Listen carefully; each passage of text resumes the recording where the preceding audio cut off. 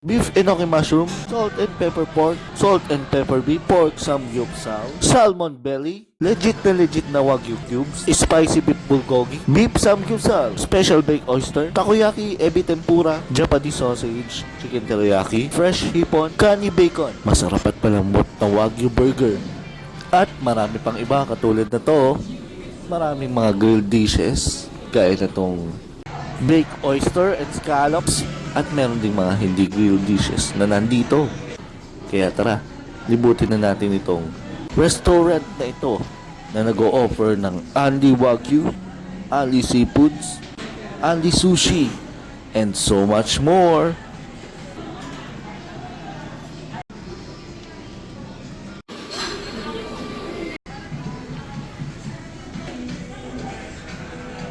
What is up mga kachinito?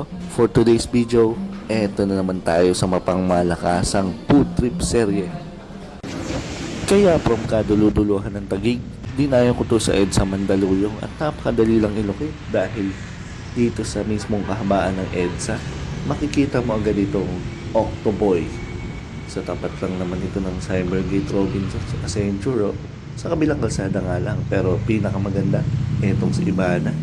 Makikita mo agad. At don't worry mga kachinito dahil dito merong parking space kung may dala man kayong sasakyan. Basta nakita nitong Octoboy 33rd EDSA, shoot nyo na agad sa parking space nila.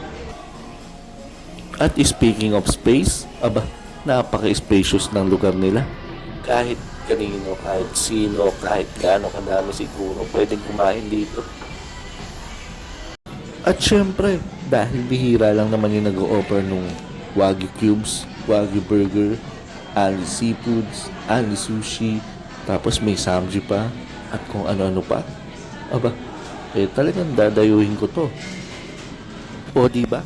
All in one dito lang sa restaurant ng Octoboy yan. Meron sila ditong malinis na buffet na pwede kang paulit-ulit kumuha, at syempre meron din silang attentive staff na kung may papakuha ka ng mga beef, ganyan ng samji, o kung naubos man yung gusto mong kainin, pwede kang mag-request sa kanila. At etong ebi tempura, mas nagustuhan ko nung sinausaw ko siya sa mayonnaise. At etong pangmalakasang nasa buffet nila, itong yaki ramen, beef gyudon. At syempre, hindi lang basta-basta yung kanin dito. Japanese rice pa. At Wagyu rice. Syempre, meron din dito mainit na miso soup. At etong mainit na gyoza na napakasarap talaga. At eto pang malupit. Meron pa silang sushi station na nag-o-offer ng sashimi, iba't ibang klase ng maki, at meron pa ditong pamimilian. Bukod dyan, meron pa ditong kaning salad, at bukod dyan, meron pa silang takoyaki station na legit na octopus ang palaman, hindi pusit. O kitang-kita, di ba? At may pahabol pa. Meron pa nga pala ritong ebi tempura at chicken karage na may masarap na sauce. O ano, natangba kayo sa mga nakita nyo? Sa presyong 699, all in one. Aba, para sa akin, sulit na sulit talaga to.